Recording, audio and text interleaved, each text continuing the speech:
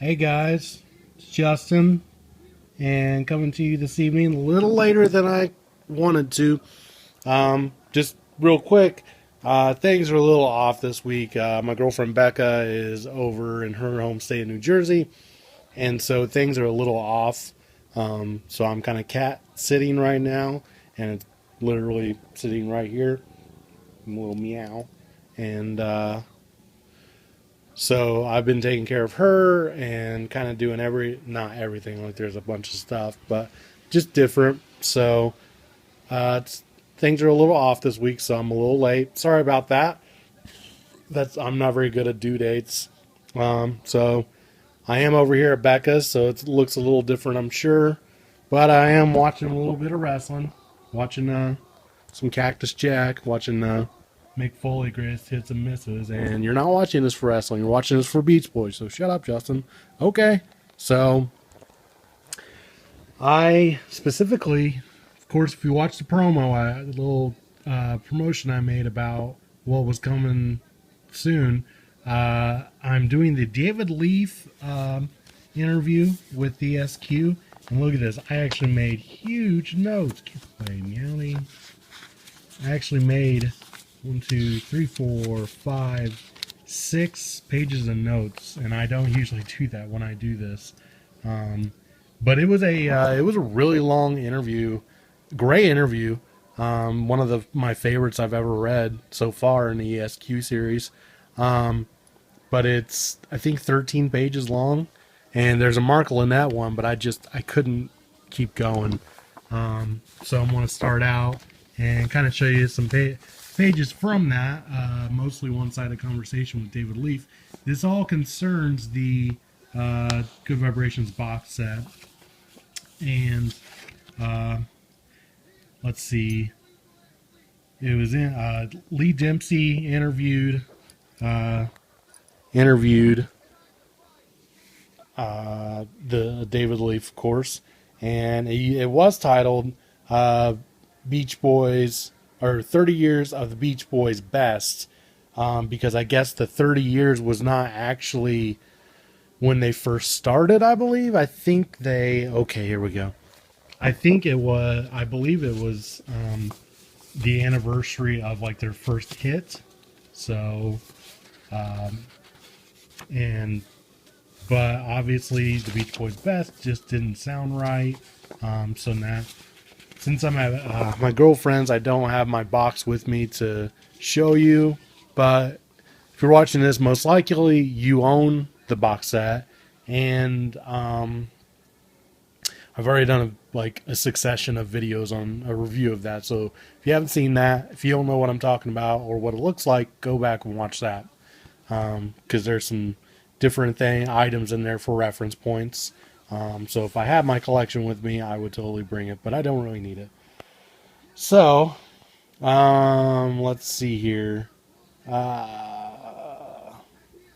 So originally it was a 5-disc set that they had David Leaf and Mark Lynette, Andy Paley, a couple others get together and put together 5 discs, which wasn't including bonus. It was, disc 1 through 5, the whole career of the Beach Boys.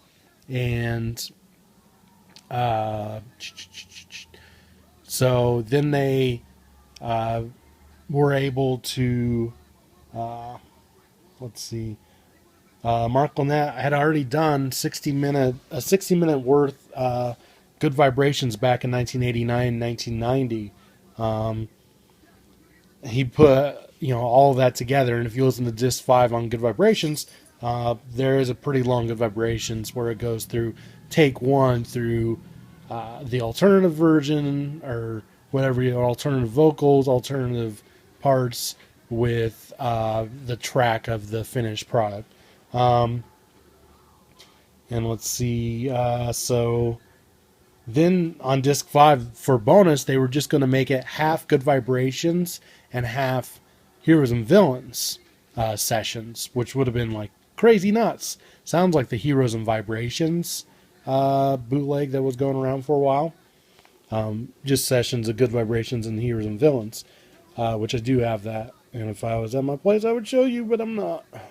So Um, and for the bonus disc, Capital wanted the bonus disc at, since they already had like 20 so songs on the box, like Surfing USA, or no, yeah, Surfing USA, Be True to Your School, All Summer Long, Heroes and Villains, Cabin Essence, In My Room.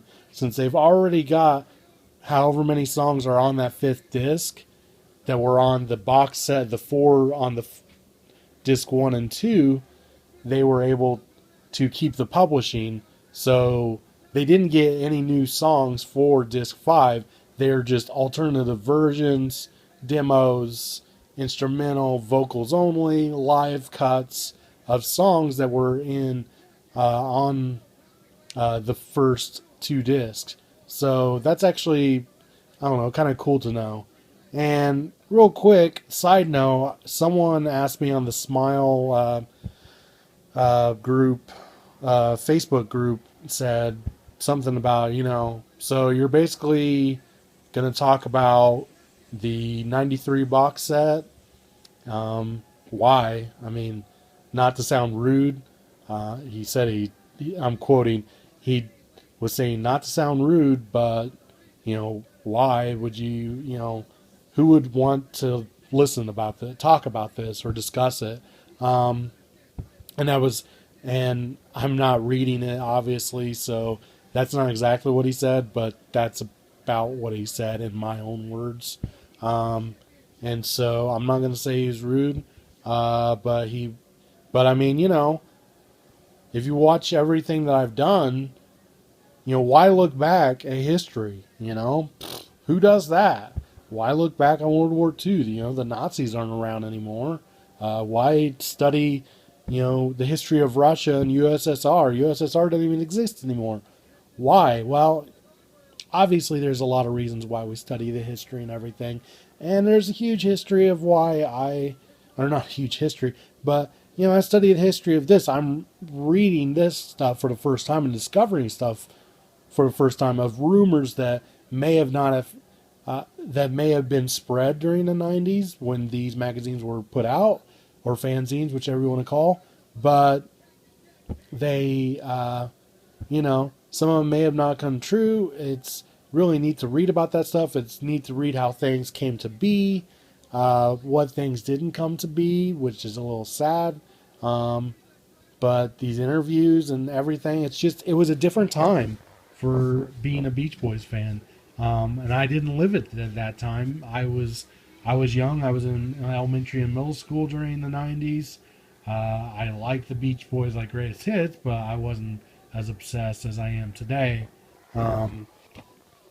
So, anyway, going back, it's like these are time capsules, as someone put it recently. I think the webbed hand. I believe he said, these Endless Summer Quarterlies are little time capsules, and he's right. They are. They're pretty amazing. And I want to thank those who took part in it, mostly Lee Dempsey and David Beard. You guys are great for putting this stuff together. I'm glad that you guys did this, so people like me can geek out on it years later, right? So thanks, guys. Off my soapbox. Let's see. The publishing, we already talked about bonus disc. Very interesting. Disc 3 was originally going to be all Pet Sounds and Smile. But that was changed around, of course. And this is disc 1 right here, cover art from the Good Vibrations box set. And let's see, With Me Tonight was originally supposed to be with Heroes and Villains on disc 3. Then it was decided to end disc 2.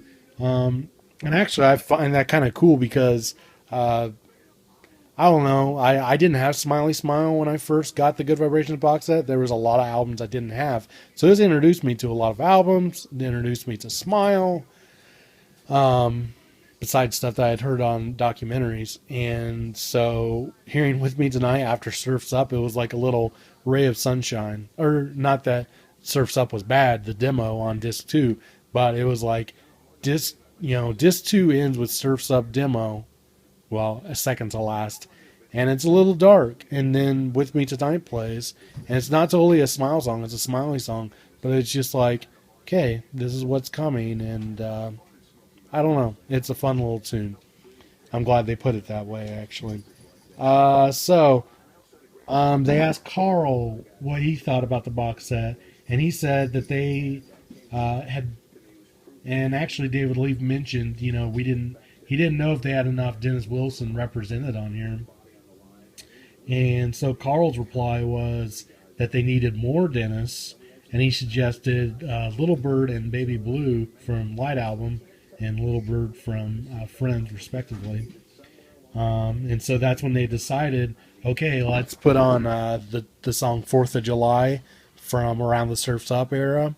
That kind of pushed them forward and said, okay, we need to put more Dennis Wilson songs on there, so we'll put 4th of July on there as well, which is, it's kind of cool that they put an unreleased song of his on there. Do you guys think Dennis was represented well in there? Do you think everybody was well represented? I know Mike has said after this, said that it was mostly a Brian Wilson box set, but I mean, what did you want on there, Mike? Sumahama Mama? Huh? Just kidding. I love you, Mike. Anyway, Loop De Loop Flip Flop was originally supposed to be on the box, but Alan Jardine declined. And we all know where that wound up on Endless Harmony soundtrack. And it was placed really awesomely in the documentary. It was really cool. I liked the way they used that.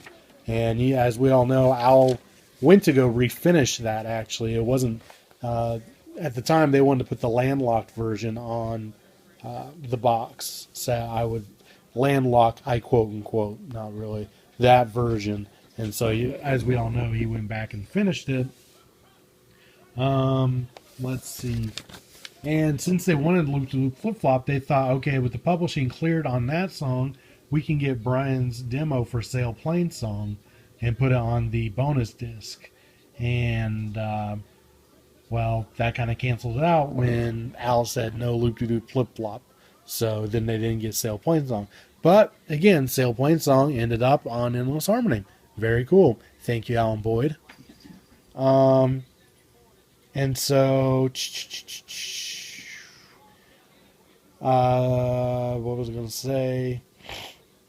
And also, Sail Plane Song shows up on the new box set from last year, made in California, and with a kind of a different sound. It's kind of cool.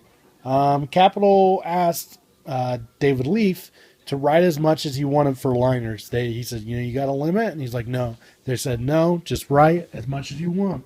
He said, all right. So he came back. He had 100 pages. And the box set, if you know what the box set looks like, it's about as wide as this. But, it's your 2 CDs lined up. That's not a very good example. But you know what the box set looks like. It was supposed to be about the size of 12 by 12, like the Back to Mono box set. Which, of course, if I was at my place, I would show you that and what it looked like. But then again, you probably either have it or have seen it before. It's about as big as like a vinyl record. So it was supposed to be that big. And somehow Capitol rejected his 100 pages. Even though he said, they said, yes, give us as much as you want. And so he changed